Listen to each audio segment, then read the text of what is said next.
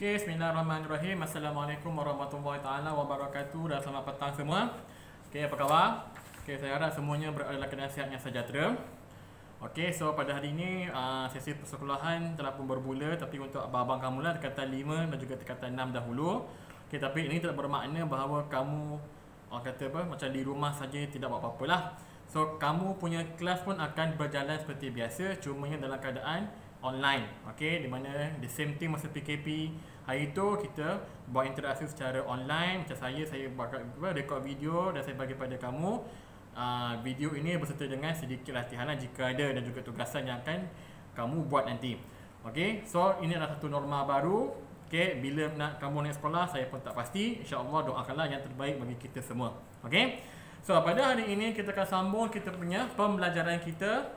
Hari itu pada kelas yang terakhir pada bulan 5 hari itu saya telah pun menghabiskanlah perbincangan kita dalam topik udara. Okey, saya kamu ingat lagi apakah itu udara? Apakah komposisi udara? Berapa peratus oksigen, berapa peratus karbon dioksida, nitrogen dan gas-gas lain. Okey, dan kamu pun telah saya terangkan berkenaan dengan kita oksigen dan juga kita karbon. Alright, telah pun kita bincangkan secara detail berkenaan dengan apakah perkara-perkara yang boleh mengganggu kita tersebut dan langkah-langkah untuk menyelesaikan masalah tersebut. Dan kita pun melihat kepada proses pembakaran, apakah itu pembakaran, apakah syarat-syarat pembakaran, di mana untuk pembakaran berlaku kita mesti ada oksigen, mesti ada bahan api dan juga mesti ada haba. Okay, dan bagaimanakah untuk memadamkan kebakaran? Okay, apakah alatan pemadam kebakaran yang ada available untuk kita gunakan? Okay, dan apakah sikap langkah berjaga-jaga yang kita perlu ambil untuk mengelakkan kebakaran berlaku? Okay, dan kita pun membincangkan sedikit berkenaan dengan pencemaran udara. Okay, air pollution. Apakah itu pencemaran udara? Apakah aktiviti yang menyebabkan berlakunya pencemaran udara? Punca-punca dan juga apakah bahan-bahan pencemarnya? Dan apakah efeknya pencemaran udara ini kepada kita, kepada orang ramai dan juga kepada alam sekitar? Dan apakah langkah-langkah nak mencegah pencemaran udara tersebut? Okey. So hari ini kita akan masuk kepada topik yang baru iaitu bab 8 berkenaan dengan cahaya dan optik. Okey, even sekarang ini pun kita masih menggunakan aplikasi cahaya dan optik. Okey, di mana hari ini kita ada handphone. Dekat handphone kita ada kamera. Okey, so dekat kamera kita ada alatan optik yang bernama kanta. Okey, di mana kanta ini diguna pakai untuk nak zoom in, zoom out. Okey, nak memfokuskan sesuatu dan sebagainya. So ini semua adalah aplikasi alatan-alatan optik. Contoh lagi dekat rumah, okey, kamu ada cermin. Okey, cermin yang kamu tengok setiap hari untuk melihat diri kamu. Nak sikat rambut ada cermin, nak pakai baju ada cermin dan sebagainya. Okey, kemudian kita tengok juga apa kepada aplikasi cermin mata. Okey, untuk membantu orang-orang seperti saya yang rabun jauh ataupun rabun dekat untuk melihat lebih baik. Okey, kemudian kita ada apa lagi? Kita ada teleskop. Okey, untuk melihat benda yang jauh seperti di planet. Okey, kita ada mikroskop untuk melihat benda yang sangat halus, sangat seni yang tidak boleh dilihat dengan mata kasar. Okey, so semua penciptaan alat-alat ini menggunakan aplikasi cahaya dan optik. Even kita pun Allah telah menjadikan kita adanya aplikasi optik mata kita. Okey, jika kita kita slice mata kita, kita buka mata kita, dalam mata kita ada satu kanta. So kanta itu berfungsi untuk nak memfokus image, okey, untuk nak nak menumpukan image untuk kita melihat. Okey. So pentingnya alatan optik tersebut. Okey. So untuk hari ini kita tengok kepada penggunaan cermin. Okay, so cermin ni banyak jenis, tapi yang paling basic ada 3. Kita ada cermin satah, kita ada cermin cekung dan juga kita ada cermin cembung. Okey, so cermin satah cermin yang tegak, yang straight, yang rata. Cermin cekung dia mencengkung macam urut C ke luar. Okey, ceking ceking tak. Cermin cembung. Okey. Tadi cekung C ke luar, cermin cembung C ke dalam. Okey, dia cembung keluar. Okey, dia dia bengkok keluar. Itu adalah kanta ataupun cermin cembung. Cermin cekung dia macam gua. Okey, apa saja yang gua itulah cekung. Okey, yang keluar yang terjojol itu ialah cembung. So inilah 3 jenis cermin: cermin cembung, cermin cekung dan juga cermin satah.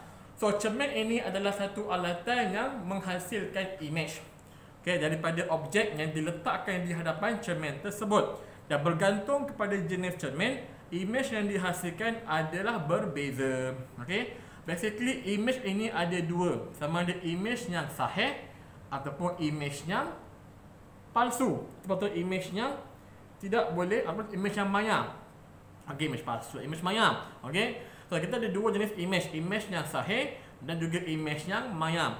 So bila kita katakan apakah itu image sahih? Okey, image sahih ialah satu image yang dihasilkan ataupun terbentuk pada ataupun atas skrin. Okey, so image sahih adalah image yang terbentuk betul-betul atas skrin. Manakala image maya adalah image yang terbentuk bukan pada skrin, mungkin di hadapan skrin ataupun di belakang skrin. Okey, so itu ialah bezanya. Okey, image maya dan juga image sahih. So image sahih ni bila kita pantulkan dengan satu alatan, jika image tersebut betul-betul jatuh atas skrin, bayangkan ini adalah skrin. Okey, betul-betul jatuh atas skrin, bukan di hadapan skrin, bukan di belakang skrin. Okey, so dia betul-betul jatuh atas skrin, berarti itu ialah image yang sahih. Namun jika image yang terbentuk itu terbentuk di hadapan skrin ataupun di belakang skrin, kita panggil sebagai image yang maya. Contoh kita tengok pada cermin. Okey, cermin di rumah kamu. Kamu tengok kamu nak sikat rambut dan sebagainya. Okey, so kamu tengok betul-betul cermin tu. Okey, kamu nampak diri kamu. So apa yang kamu nampak itu ialah image. Okey, tetapi adakah itu image yang sahih ataupun image yang maya? Okey, untuk cermin satah, image yang terhasil adalah image maya. Okey, sebab apa? Kalau kamu tengok betul-betul cermin adalah skrin. Okey, tetapi bila kamu lihat pada cermin kamu, kamu dapati image kamu yang terbentuk, yang apa yang kamu nampak itu tidak terbentuk pada atas cermin, tetapi terbentuk di belakang cermin. Okey, jika ini ialah cermin, okey, dari pandangan sisi, ini ialah kamu. Okey, kamu berada di depan cermin, kamu lihat diri kamu. Actually image yang terbentuk bukan di atas cermin, tetapi di belakang cermin. Okey, sebab itulah kenapa cermin satah menghasilkan image yang maya. Okey, untuk cermin cembung dan juga cermin cekung. Cermin cekung dia mudah. Cermin cekung memang akan menghasilkan image yang maya. Okey, tetapi untuk untuk kanta cembung, dia bergantung kepada jarak antara objek dan juga cermin. Okey, so dia ada perbezaan. So cermin cembung ni dia ada perbezaan penghasilan image-nya. Okey, bergantung kepada jarak antara objek dengan cermin, image yang dihasilkan oleh kanta cembung boleh jadi maya, boleh jadi sahih. Contoh kita tengok kepada kanta pembesar. Kanta pembesar menggunakan image cermin cembung. Okey, so bila kita dekat dengan objek, bila kita jauh dengan objek, so image yang terbentuk itu boleh jadi sahih, boleh jadi maya. Tapi untuk cermin cekung, memang image yang terhasil adalah image-nya maya. Sama juga dengan cermin satah pun image-nya maya. Okey, itu yang pertama. Yang kedua kepada size objek, size image yang terhasil. Okey, untuk cermin satah, cermin yang biasa kamu gunakan itu, image yang dihasilkan pertama ialah maya. Yang kedua, size image adalah sama dengan size objek. Okey, kalau kamu tengok diri kamu, saya rasa kamu tengok diri kamu dekat cermin satah memang sama tinggi, sama besar. Okey, tak ada lagi dalam sejarah cermin satah tiba-tiba jadi melengkung, boleh jadi lebih kecil, tidak. Okey, cermin satah image yang terhasil adalah sama saiz dengan objeknya. Manakala untuk cermin cekung, image yang terhasil saiznya adalah lebih kecil daripada objek. Okey, manakala untuk cermin cembung sama juga bergantung kepada kedudukan objek kepada cermin. Boleh jadi image yang terhasil boleh jadi lebih kecil ataupun lebih besar ataupun mungkin infinity. Okey, itu yang kedua. Yang ketiga ialah jarak. Okey, jarak antara objek, okey, jarak antara objek dengan cermin adalah sama dengan jarak antara cermin dengan imej bagi cermin satah. Okey, berarti kalaulah kamu berdiri di hadapan cermin, okey, kamu berdiri di hadapan cermin satah 2 meter. Berarti antara cermin satah dan juga imej kamu pun jaraknya 2 meter. So berarti jarak antara kamu, okey, kamu objek dan juga imej kamu total ialah 4 meter. Ini ialah cermin satah. Okey. Dan juga kamu tengok dekat cermin satah, antara ciri-ciri imej yang lain ialah cermin satah imejnya tegak. Okey, berarti kalau kamu berdiri depan cermin satah, imej kamu pun berdiri depan cermin satah.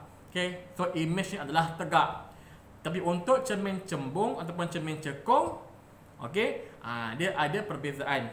Okey, untuk cermin cekung, jadi kita kata imej yang terhasil ialah maya, lebih kecil daripada objek. Dan selalunya imej yang terhasil oleh kantah cekung adalah tegak.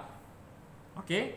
Tetapi untuk cermin cembung, selalunya kebiasaannya imej yang terhasil boleh jadi tegak, boleh jadi songsang. So cermin cembung ni dia unik sikit. Okey, bergantung kepada jarak antara objek dan juga cermin. Posisi imej tersebut boleh jadi tegak ataupun dia songsang. Okey.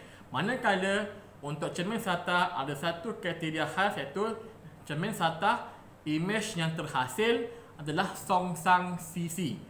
Berarti kalau kamu lihat depan cermin sekarang, okey, lihat depan cermin sekarang, okey, bahagian kanan kamu, okey, bahagian kanan kamu adalah bahagian kiri imej kamu. Betul? Cuba bayangkan kalau kamu berada di kedudukan imej kamu. So, your right side will be your image left side. Okay, itu dipanggil sebagai songsang sisi. Okay, kanan jadi kiri, kiri jadi kanan. Okay, so ini adalah antara ciri-ciri imej yang terhasil oleh cermin satah, cermin cembung dan juga cermin cekung.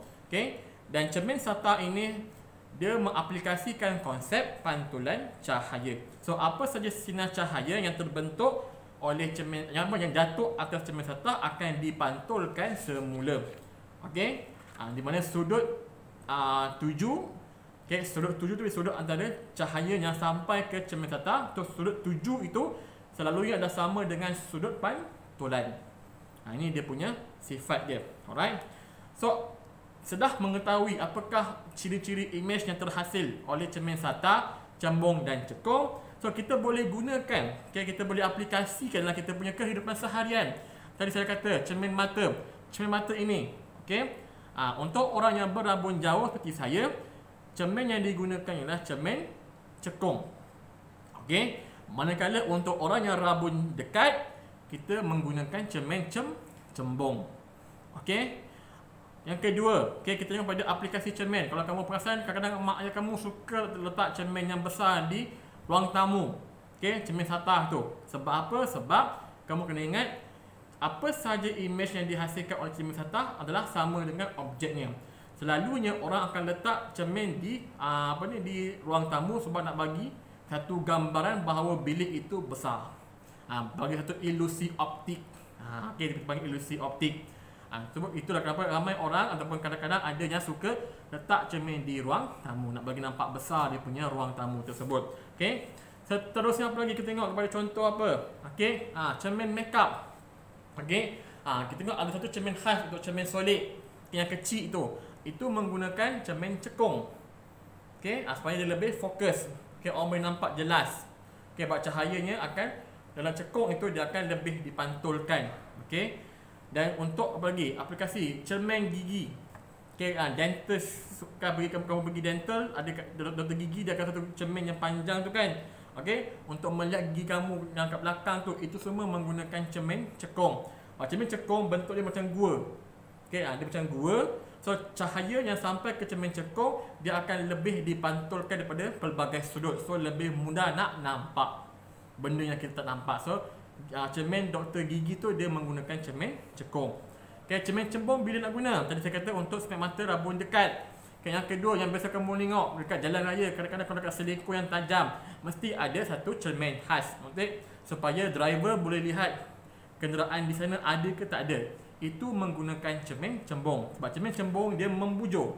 Okey, so cahaya yang sampai itu akan ditumpukan. Okey, berarti kalau ada objek di sana yang kita tak nampak, dia akan menumpukan apa sahaja cahaya yang dipantulkan oleh objek tersebut kepada cermin cembung supaya dia akan sampai kepada mata driver yang di sini. So kita akan nampak, kita akan lebih berjaga-jaga. Okey. Yang kedua apa? Kita tengok dalam konteks apa ni, supermarket. Okey, kat atas kamu tengok mesti ada satu cermin. Okey, itulah cermin cembung. Okey, untuk apa? Nak melihat okey apa ni bahagian-bahagian yang orang tak nampak. Okey, kalau ada macam penjenayah, penjahat yang nak curi ke apa, yang mencembung dia akan memfokuskan kawasan tersebut supaya orang yang di cashier ke mana dia boleh nampak aktiviti yang mereka mustahil nampak. Okey, so ini adalah contoh aplikasi cermin SATA, cermin cembung dan juga cermin cekung. Okey, dan dengan memahami konteks ini, kita boleh gunakan cermin-cermin ini untuk menghasilkan pelbagai alatan optik. Okey, tadi saya kata untuk cermin mata, cermin cekung, cermin cembung. Teleskop menggunakan cermin cembung. Mikroskop cermin cembung sebab dia adalah cermin penumpu. Okey, apa lagi tengok? Periskop kan yang digunakan dalam kapal selam kan, macam kan pak itu tengok luar kan. Itu menggunakan cermin SATA. Okey, aplikasi cermin SATA dalam periskop. Okey, apa lagi? Apa tu? Binocular. Okey, binocular menggunakan cermin cembung. Okey, dan ada satu alatan yang kita panggil kaleidoskop. So kaleidoskop ni adalah satu permainan. Okey, alatan mainan yang kita gunakan aplikasi pantulan cahaya. Okey, dengan adanya apa ni cermin, okey kita ada apa macam sprinkler macam benda yang bersinar-sinar tu kan. Kita boleh buat satu alatan mainan yang menarik. Okey, inilah kaleidoskop mengaplikasikan konsep pantulan cahaya cermin SATA. Okey. So ini adalah antara perbincangan berkenaan cermin. Okey.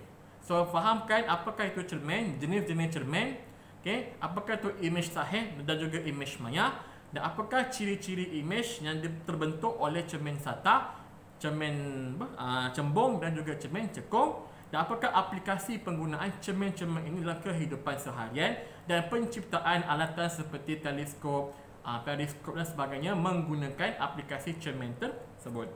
Okey, so untuk hari ini cukup sekadar saya berhenti di sini. Untuk hari ini tak ada alatan informatif. Okey, cukup sekadar kamu tonton penerangan ini dan juga kamu baca buku kamu. Okey, saya dah bagi PDF dan hari itu kamu dah datang sekolah, saya dah suruh kamu ambil buku kamu di kelas. Saya harap kamu dah ambil dan kamu dengar. Okey, dengan cakap mak ayah kat rumah, dengan malas-malas. Okey, kita jumpa lagi insya-Allah. Assalamualaikum warahmatullahi wabarakatuh.